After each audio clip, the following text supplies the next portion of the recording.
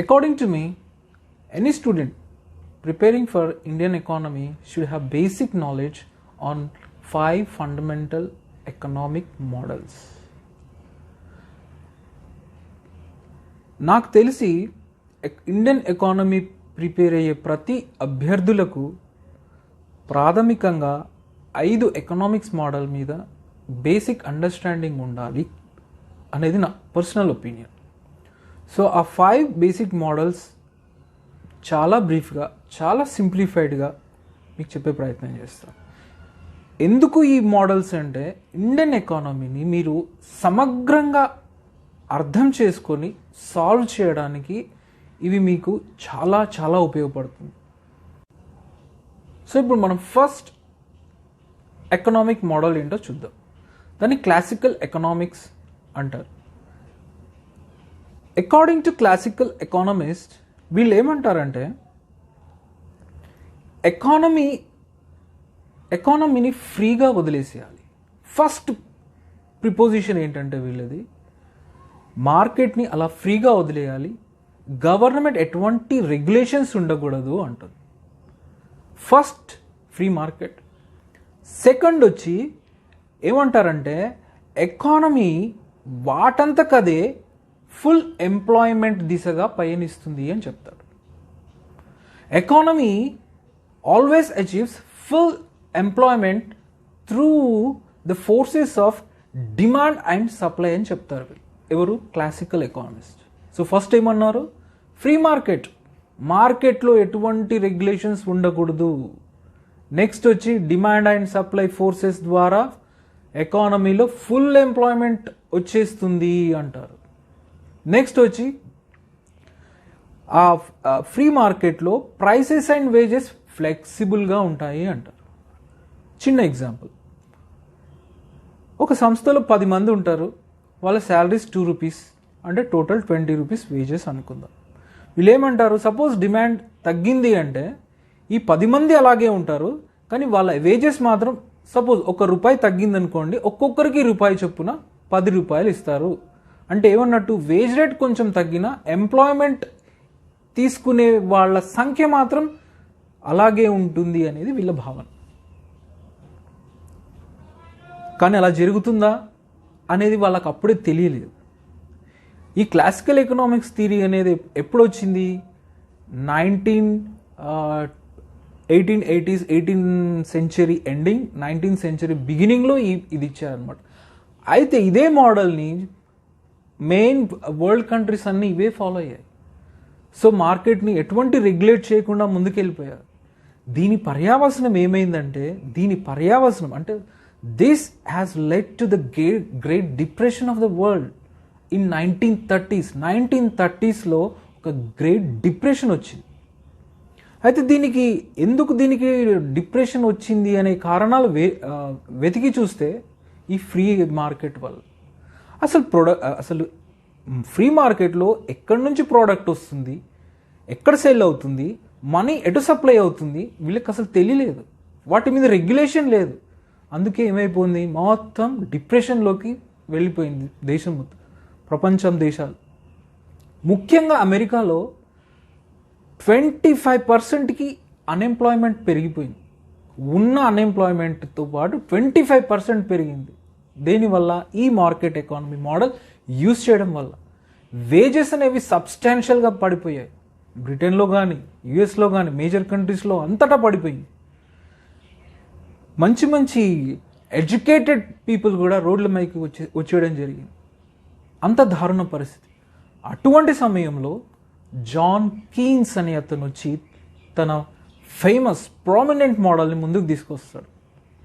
ఇతను ఏమంటాడంటే, బాబు మీరు క్లాసికల్ ఎకానమిక్స్లో ఫ్రీ మార్కెట్ అనే మోడల్ని మీరు యూజ్ చేశారు. అసలు ఫ్రీ మార్కెట్ అనేది ఉంటే మీకు ఈ ప్రొడక్షన్ ఎక్కడి నుంచి వస్తుంది, ఈ ప్రోడక్ట్స్ ఎట్నుంచి వస్తున్నాయి, ఎక్కడ సేల్ అవుతుంది, మనీ సప్లై ఎటు వెళ్తుంది, వీటి అన్నిటికీ రెగ్యులేషన్ జరిగినప్పుడు మీకు ఎకానమీ కంట్రోల్లో ఉండదు.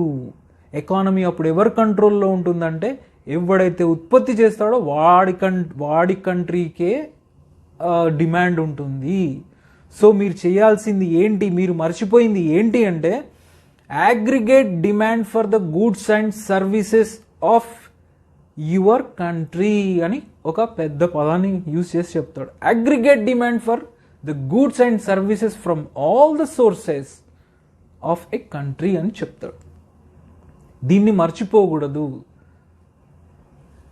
గూడ్స్ అండ్ సర్వీసెస్ మీ టెరిటరీలో ఎంత ఉత్పత్తి అవుతే డిమాండ్ అంత పెరుగుతుంది. ఆ డిమాండ్ పెరిగితేనే ఎంప్లాయ్మెంట్ పెరుగుతుంది అని ఈయన ప్రతిపాదన చేస్తాడు. So what John Keynes says is employment depends upon aggregate demand of goods and services in a particular country or the nation. అప్పుడు ఇతను స్ట్రెస్ చేస్తాడు, కేవలం ఉత్పత్తి ద్వారానే ఎంప్లాయ్మెంట్ కాదు, గవర్నమెంట్ రెగ్యులేషన్ కూడా కంపల్సరీగా ఉండాలి, గవర్నమెంట్ రెగ్యులేషన్ కంపల్సరీగా ఉండాలి అని ప్రతిపాదిస్తాడు. అయితే అది ఏ విధంగా ఉండాలో కూడా చెప్తాడు. అప్పుడే కేనీషియన్ మోడల్లోనే చెప్తాడు, ఫిజికల్ పాలసీ ద్వారా ఉండాలి. What is physical policy? Physical policy is nothing but governments plan for expenditure and revenue. ఎలా ట్యాక్సులు కలెక్ట్ చేయాలి, ఎలా దాన్ని ఎక్స్పెండిచర్ అంటే ఎలా దాన్ని ఖర్చు చేయాలి, ఈ ఖర్చు ఎంప్లాయ్మెంట్ దిశగా వెళ్ళాలి, సామాజిక సేవలకు వెళ్ళాలి, ఎడ్యుకేషన్ రూపంలో, ఎంప్లాయ్మెంట్ రూపంలో వెళ్ళి ఆ పర్టికులర్ నేషన్ని అప్పుడు గ్రోత్లోకి తీసుకొస్తుంది అని ఈయన ప్రతిపాదిస్తాడు. ఇప్పుడు అదే కదా మనం పాటిస్తుంది ఇండియన్ ఎకానమీలో. చూడండి, గ్రేట్ డిప్రెషన్ తర్వాత వచ్చిన model. The next model is modern Keynesian. ఈ మోడ్రన్ కీనీసియన్లో ఏమంటాడు, గవర్నమెంట్ రెగ్యులేషన్ అనేది ఫిజికల్ పాలసీ అంటే గవర్నమెంట్ రెవెన్యూ అండ్ ఎక్స్పెండిచర్తో పాటు మానిటరీ పాలసీ కూడా ఉండాలి అంటాడు. మానిటరీ పాలసీ అంటే ఏంటి? మనీ సప్లై మీద ఒక రెగ్యులేషన్. మనీ సప్లై ఎట్నుంచి పోతుంది దాని మీద రెగ్యులేషన్ లేకపోతే కూడా ఒక ప్రపంచం కానీ దేశం కానీ ఎదగలేదు అని చెప్తారు వీళ్ళు. అయితే ఈ మానిటరీ పాలసీని ఫస్ట్ 1912లో మిల్టన్ ఫ్రైడ్మన్ అనే అతను ప్రతిపాదిస్తాడు. సో మోడర్న్ కీనీసియన్ వాళ్ళు ఏం చెప్తారంటే, గవర్నమెంట్ రెగ్యులేషన్లో ఫిజికల్ పాలసీతో పాటు మానిటరీ పాలసీ కూడా, ఈ రెండు ఉంటే ఆ దేశం ప్రగతి పదంలో నడుస్తుంది అనేది వీళ్ళ సిద్ధాంతం. అయితే ఈ రెండు మోడల్స్ కీనీసియన్ మోడర్న్ పాలసీ కానీ ఈ మోడర్న్ కీనీసియన్ మోడల్ కానీ సక్సెస్ అయిందా 100% అంటే? మళ్ళీ ఏం జరిగింది, 1970s వరకు బాగానే ఉండింది. అప్పుడు ఒక్కసారిగా గ్లోబల్ స్టాగ్నేషన్ జరిగింది. స్టాగ్నేషన్ అంటే ఏంటిది? ఉత్పత్తి లేదు, ఎంప్లాయ్మెంట్ లేదు.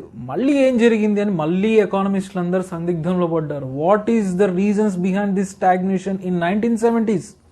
అయితే ఏం జరిగిందంటే, విపరీతమైన గవర్నమెంట్ ఇంటర్వెన్షన్ కూడా గ్రోత్కి సహకరించదు అని తెలుసుకున్నారు. అప్పుడు ఏమంటాడు, నియో క్లాసికల్స్ 1970s అప్పుడు వచ్చి చెప్తాడు, నియో క్లాసికల్స్ ఇప్పుడు గవర్నమెంట్ రెగ్యులేషన్ విపరీతంగా ఉంటే ఒక ఇండస్ట్రియల్ రేషనల్ అవుట్కమ్స్ అనేవి కూడా ఉంటాయి. ఇండస్ట్రీకి తనకంటూ తన ఆబ్జెక్ట్స్ ఉంటాయి. ఏముంటాయి?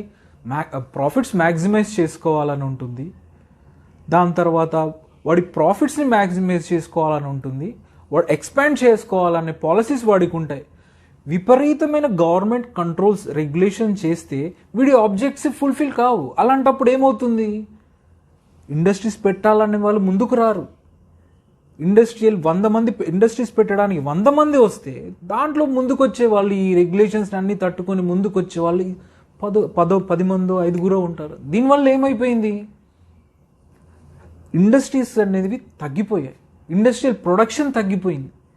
మాకెందుకు ఇన్ని రెగ్యులేషన్ మధ్యలో ఇండస్ట్రీస్ పెట్టాల్సిన అవసరం మాకేంటి అనే వ్యక్తులు ఎక్కువైపోయి ఇండస్ట్రియల్ ప్రొడక్షన్ బాగా తగ్గిపోయింది. అందువల్ల స్టాగ్నేషన్ వచ్చింది. సో అప్పుడు ఈ నియో కీనీషియన్స్ ఏమంటారు అంటే, ఇంత రెగ్యులేషన్స్ ఉండాల్సిన అవసరం లేదు, వాళ్ళ రేషనల్ అవుట్కమ్స్ని గవర్నమెంట్స్ అనేవి కన్సిడర్ చేయాలి, వాళ్ళ మార్జిన్స్ని కూడా గవర్నమెంట్స్ అలౌ చేయాలి, కొంచెం ఫ్రీగా వాళ్ళని ఫ్రీ మార్కెట్ దిశగా వదలాలి, కొంచెంగా వదలాలి అని చెప్తాడు. దీంట్లో ముందు వరుసలో ఉన్నవాడు Adam Smith and David Ricardo అనే వాళ్ళు వీళ్ళు చెప్తారు అనమాట. మరి ఇది సక్సెస్ అయిందా అంటే దాని తర్వాత నియోకినీషియన్స్ మళ్ళీ వస్తారు. వీళ్ళు ఏం చెప్తారు, కంపల్సరీగా ఇండస్ట్రీస్కి ఈ ఎకనామిక్ ఫ్యాక్టర్స్కి గవర్నమెంట్ ఇంకా ఫ్రీ మార్కెట్కి కొంచెం దారి వేయాలి. గవర్నమెంట్ ఆబ్జెక్టివ్స్ ప్లస్ ఇండివిజువల్ ఆబ్జెక్ట్స్ని రెండు పరిగణలోకి తీసుకొని ఇండస్ట్రియల్ పాలసీ కానీ ఎకనామిక్ పాలసీని కానీ వీళ్ళు డిజైన్ చేయాలి అని చెప్తారు నియోకినీషియన్స్. దీంట్లో వాళ్ళు రేషనల్ అవుట్కమ్స్, నియోకినీషియన్స్ అంటే త్రీ సబ్జెక్ట్స్ ఏంటి, first rational outcome, marginalism and influence by rational forces. Rational forces అంటే ఏంటి, నేను ఒక సంస్థను నడుపుతున్నాను, నాకు ప్రాఫిట్స్ కావాలి, మార్జిన్ ఎక్కువ ఉండాలి, గవర్నమెంట్ ఇంటర్వెన్షన్ తక్కువ ఉండాలి. అలానే ఇంటర్వెన్షన్స్ని కూడా మనం తీసిపారేయడానికి లేదు. గవర్నమెంట్ ప్రకారం ఇంటర్వెన్షన్స్ కొన్ని ఉండాలి, అలాగే ఆ గవర్నమెంట్ ఇంటర్వెన్షన్లో ఒక ఇండివిజువల్ ఇండస్ట్రీస్ కానీ ఆ సంస్థకు కానీ కావాల్సిన రేషనల్ అవుట్కమ్స్ని పరిగణలోకి తీసుకోవాలి అని నియోకినీషియన్స్ అంటారు. దీంతోపాటు దాని తర్వాత జాన్ హిక్సన్ అనే అతను వచ్చి ఏమిస్తాడు అంటే ఇన్వెస్ట్మెంట్స్ అండ్ సేవింగ్స్ మోడల్ అని ఇస్తాడు.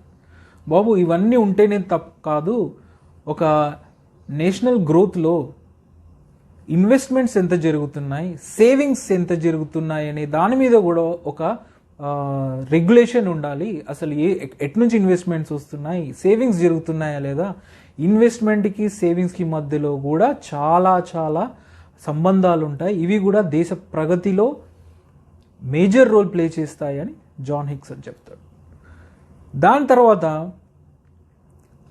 ఇతను లిక్విడిటీ మేనేజ్మెంట్ కూడా చెయ్యాలి అనే ప్రతిపాదన చేస్తాడు. లిక్విడిటీ మేనేజ్మెంట్ అంటే ఈ మనీని ఎలా ఇండియాలో ఒక కంట్రీలో ఎలా సప్లై చేయాలి, ఈ లిక్విడిటీ ఎంత ఉంటే దేశ ప్రగతి పదంలో నడుస్తుంది, లిక్విడిటీ ఎక్కువైందంటే ఏం చేయాలి, లిక్విడిటీ తక్కువైతే ఏం చేయాలి అనే దాని మీద LM మోడల్ అని లిక్విడిటీ మేనేజ్మెంట్ వీళ్ళు ప్రతిపాదిస్తారు. సో నియోకినీషియన్స్లో rational outcomes, marginalism, investment and savings, దాని తర్వాత LM లిక్విడిటీ మేనేజ్మెంట్, ఇవన్నీ కూడా నియోకినీషియన్స్ చెప్తారు. ఇవే మన ఇండియన్ ఎకానమీలో అడాప్ట్ చేసాము, ఎక్కడెక్కడ అడాప్ట్ చేసుకున్నాము, ఎలా వాటిని ఇంప్లిమెంట్ చేస్తున్నాము అనేది సమగ్రంగా తెలుసుకునేదే